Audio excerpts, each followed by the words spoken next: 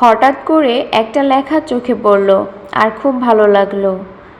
কোনো এক কবি বলেছিলেন, যদি কান্না পাই তাহলে কেঁদে নিও, জানোই তো বৃষ্টির পর আকাশ সুন্দর হয়। আসলে মনের ভেতর জমানো মেঘগুলো ঝরে যাওয়া দরকার। বুক চাপা কষ্টগুলো অশ্রু হয়ে ঝরে পড়ুক, তারপর দেখবা ভেতরের আকাশটাও ঠিক ঝকঝকে রোদের মতো হাসছে। কষ্টের পর নতুন করে যে বাঁচা যায়, এটাই হলো তার প্রমাণ। আসসালামু আলাইকুম, বাংলাদেশি ব্লগার মম মিতু চ্যানেল থেকে আমি মিতু বলছি। আশা করছি যে বা যারা আমার ভিডিওটা দেখছেন বা দেখবেন, আল্লাহর রহমতে সবাই ভালো আছেন, সুস্থ আছেন। আলহামদুলিল্লাহ, আমরা সবাই ভালো আছি। নতুন আরও একটি ব্লগ ভিডিও দেখার জন্য আমার এই ছোট্ট চ্যানেলে সবাইকে স্বাগত জানাচ্ছি। মানুষ বলতেই কষ্ট, কষ্ট তো মানুষই পায়, আর সেই কষ্টগুলো কিন্তু মানুষই দেয়। আর ভালো মন্দ সব কিছু নিয়েই জীবন সংসার, তো এটাই হচ্ছে মানুষকে মেনে নিতে হবে, আর সবাই এটা মেনে নেয়ও। আর কষ্টের পরে যে সুখ আসে, এটাও আমরা বিশ্বাস করি। ঠিক যেমন বৃষ্টি হওয়ার আগে আকাশটা ভারী হয়ে আসে, তারপর বৃষ্টি নামে, আর কিছু সময় পরে বা বৃষ্টি থেমে গেলে আকাশটা ঝকঝকে পরিষ্কার হয়ে যায়। মনেরও না এরকম একটা বিরতি দরকার হয়।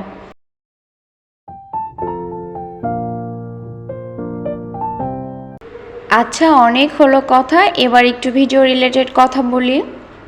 সকাল থেকে ভিডিও শুরু করেছি, আর আজকে সকালে রান্না করেছিলাম খুদের ভাত। যেহেতু বাসায় অনেক খুদ আছে, তো খুদের ভাত রান্না করেছিলাম, আর হচ্ছে ভর্তা করেছি ডিম ভাজি। যদিও এই খুদের ভাত আমার অতটা পছন্দ না, তবে হচ্ছে যেহেতু আছে তাই খাওয়া দরকার, খেতে হচ্ছে এই আর কি। তারপরে হচ্ছে একটু নিচে গিয়েছিলাম, আর নিচ থেকে যে শাক নিয়ে আসলাম। কলমি শাক খেতে বর্তমানে ভালোই লাগছে, আর কলমি শাকগুলো বেশ ফ্রেশ মনে হলো। তো কলমি শাক এনেছি, আর হচ্ছে ডাঁটা শাক এনেছি। আর এখন শাকগুলো বেছে নিচ্ছি। এর আগে হচ্ছে আমি খাবার খেয়ে নিয়েছি, আর আমার মেয়ে ঘুমোচ্ছিল, ও এখনও ঘুম থেকে ওঠেনি। একটু দেরি করে ঘুম থেকে ওঠে, তার আগে আমি চেষ্টা করি কয়েকটা কাজ গুছিয়ে নেবার জন্য। আচ্ছা, ভিডিওর এ পর্যন্ত যদি কেউ আমার সঙ্গে থেকে থাকেন, ভিডিওটিতে একটা লাইক দিতে ভুলে গেলে অবশ্যই ভিডিওটিতে একটা লাইক দিয়ে পুরো ভিডিওটা কন্টিনিউ করবেন।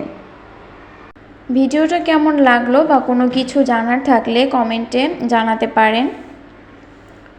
আজকে যদি আমার চ্যানেলে কেউ নতুন হয়ে থাকেন, তো তাদের কাছে বলবো যে এরকম ভিডিও যদি আরও দেখতে চান, তো আমার চ্যানেলটা সাবস্ক্রাইব করে পাশে থাকা নোটিফিকেশনের অল অপশনটা অন করে রাখবেন, যাতে করে আমি যখনই কোনো ভিডিও ছাড়বো আপনার কাছে নোটিফিকেশন পৌঁছে যাবে, আর আপনি আপনার সময় ও সুযোগ করে ভিডিওটা দেখে নিতে পারবেন। আর যারা যারা এই সকল কাজগুলো করে নিয়েছেন, তাদেরকে মন থেকে অসংখ্য অসংখ্য ধন্যবাদ এবং অনেক অনেক ভালোবাসা।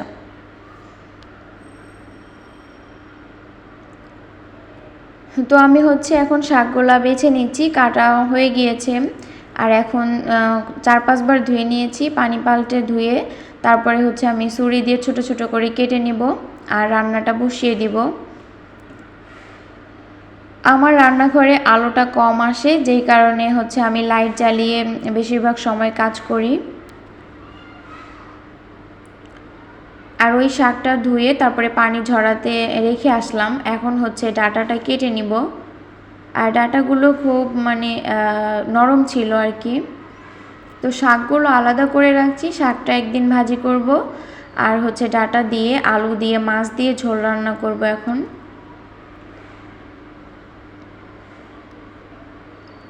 আর এই তো আমি হচ্ছে মশলাটা কষিয়ে নিয়েছি, তারপরে ডাঁটার আলু দিয়ে বেশ কিছু সময় কষিয়ে নিব।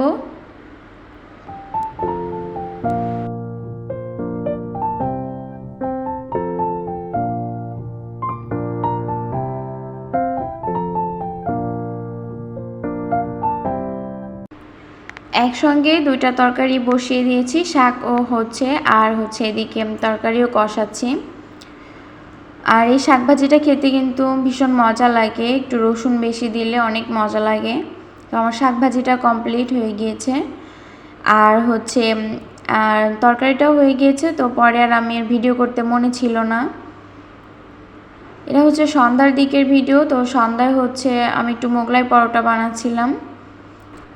তো বিকালের নাস্তায় যে কি করব এটাই ভাবছিলাম। তো হঠাৎ করে ফেসবুক দেখছিলাম, তো ফেসবুকে একটা আপুর ভিডিও চোখে পড়লো। তো আপু হচ্ছে 2টা ডিম দিয়ে ছোট ছোট পকেট মোগলাই বানিয়েছিল। তো আমারটা একটু বড়ই হয়েছে, আপুরটার থেকে একটু ছোট হয়েছিল।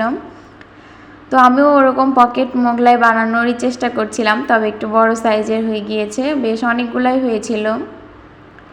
খেতে কিন্তু দারুণ হয়েছিল, লবণ তারপরে সব কিছুই মানে পারফেক্ট ছিল, আর ভালো লেগেছিল খেতে। আর এটা তো কয়েকদিন আগের ভিডিও। আমি যখন এই ভিডিওটা করি তখন হচ্ছে বৃষ্টি বৃষ্টি হচ্ছিল, আর বৃষ্টির দিনে তো খিচুড়ি ভালোই লাগে, সবাই জানেন। তো তেমনই আমি হচ্ছে এখন যে ভয়েস দিচ্ছি এই সময় কিন্তু রোদ উঠে গিয়েছে, তবে ভিডিওটা হচ্ছে বৃষ্টির দিনের।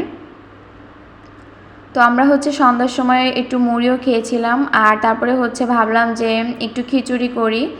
খিচুড়ি খেতে ইচ্ছা করছিল মাংস মিক্স করে। তো এর ভিতরে মুরগির মাংস একসঙ্গে কষিয়ে তারপরে রান্না করেছি মশলাদার খিচুড়ি। তো আমার আজকের ভিডিওটা এই পর্যন্ত রাখছি, দেখা হবে পরবর্তী ভিডিওতে। সে পর্যন্ত সবাই ভালো থাকবেন, সুস্থ থাকবেন। আল্লাহ হাফেজ, আসসালামু আলাইকুম।